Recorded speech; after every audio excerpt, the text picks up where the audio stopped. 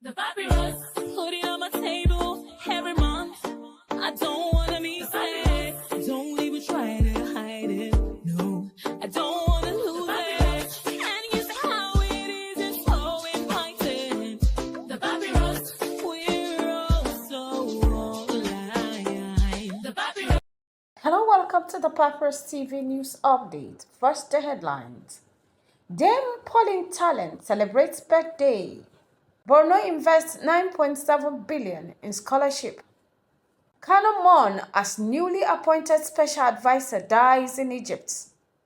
FCT minister vows to crack down on manhole vandalization. Military neutralized 34 insurgents in Borno counter-attack.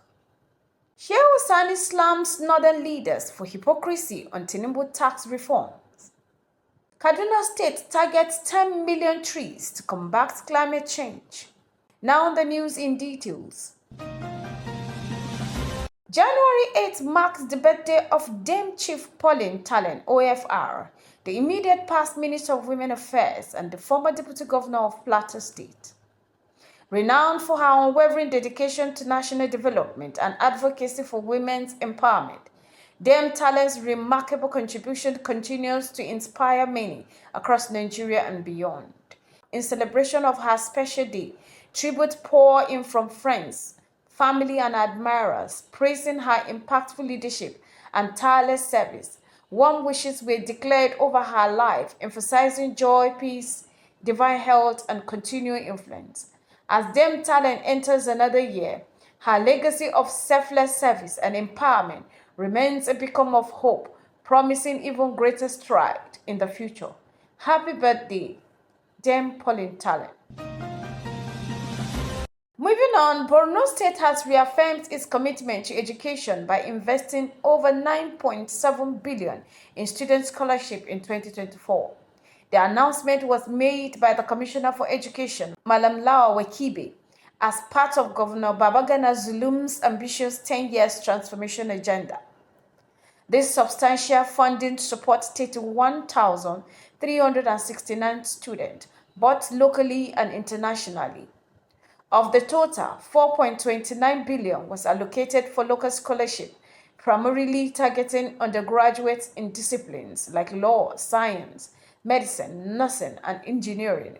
Additionally, 2.32 billion was spent on sponsoring students in foreign institutions across China, Egypt, India, and Malaysia. Looking ahead, Borno plans to sponsor 30 new students for aviation courses in 2025, further broadening its scope of educational empowerment.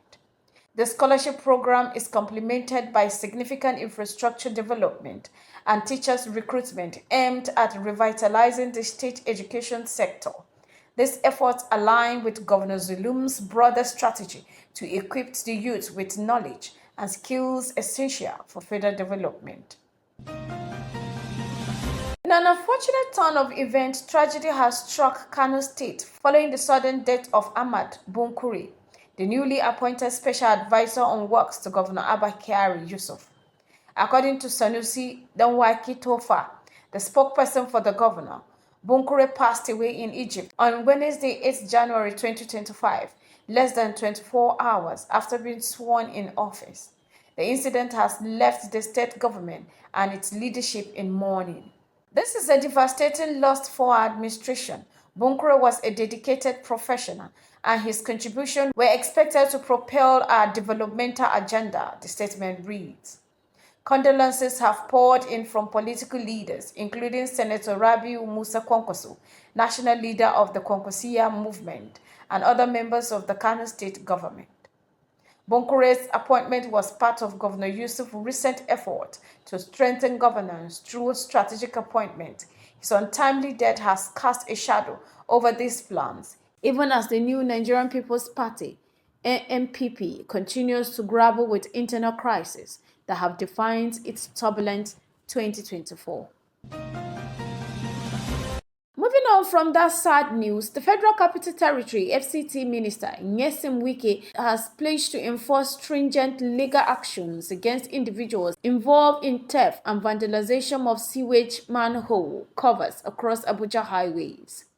In a statement issued by his spokesperson, Lere Olayinka, Wike described the action as economic sabotage that endangers public safety. He vows to prosecute not only the vendors but also those who purchase or use those stolen materials. Recent operations by the FCT Police Command resulted in the arrest of 50 suspects and the recovery of 25 stolen manhole covers, vehicles and other tools used in crimes. Hotspots for these activities include Kabusa, Garki, Mabushi, and Wuse. The minister commended security agencies for their swift action and urged residents to remain vigilant, report incidents, and collaborate in safeguarding public infrastructure. He also praised citizens using social media to expose the crimes. Wike emphasized that protecting public resources is a shared responsibility, calling for a collective effort to ensure safety on Abuja roads, where open manholes have become hazardous for motorists and pedestrians.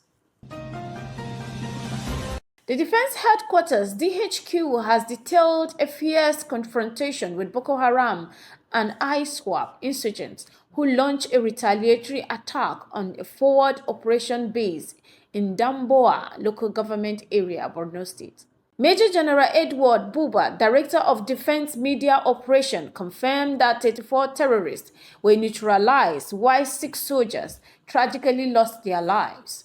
The attack carried out last Saturday, 4th January, was reportedly in response to recent military operations that killed several insurgent leaders. The insurgents, using motorcycles and gun truck, ambushed troops in Sabongari village. However, a patrol team returning to base disrupted their plan, resulting in an intense firefight. Reinforcement, including the Civilian Joint Task Force and the Vigilante, joined the effort, despite encountering an IED that injured the Vigilante commander. Airstrikes by the Air Compound and Operation Hadinkai targeted fleeing insurgents, eliminating many and recovering 23 AK-47 rifles, over 200 rounds of ammunition, and other weapons. While the DHQ mourned the loss of 6 fallen soldiers, it reaffirms its commitment to eradicating terrorism and safeguarding the nation's security. The names of the deceased will be withheld until their next of kin are notified. Former Senator Shehu Sani has called out some northern political figures for opposing President Bola Ahmed Tinubu's proposed tax reforms, labeling their stand hypocritical, given their silence during Muhammadu Buhari's administration. Sani argued that the North is rich in resource and capable of self-sufficiency if its leaders prioritize security, agriculture, education, and natural resource management. He urged northern leaders to take responsibility for the region's development and contribute to addressing its challenges instead of politicalizing tax reform. He also warned against using the reform as a political tool for 2027 elections, emphasizing that the progress should be embraced for the region's growth rather than resisted for selfish motives. Conclusively, the Kaduna State government has announced a bold plan to plant 10 million trees over the next 4 years as part of its strategy to fight climate change. The initiative, revealed by Environment Commissioner Abubakar Buba during a stakeholders meeting, aims to curb carbon emission and reduce the state carbon footprints. Trees, he noted, plays a crucial role in absorbing carbon dioxide, mitigating the effects of climate change. In 2024, Kaduna successfully planted 1.7 million trees.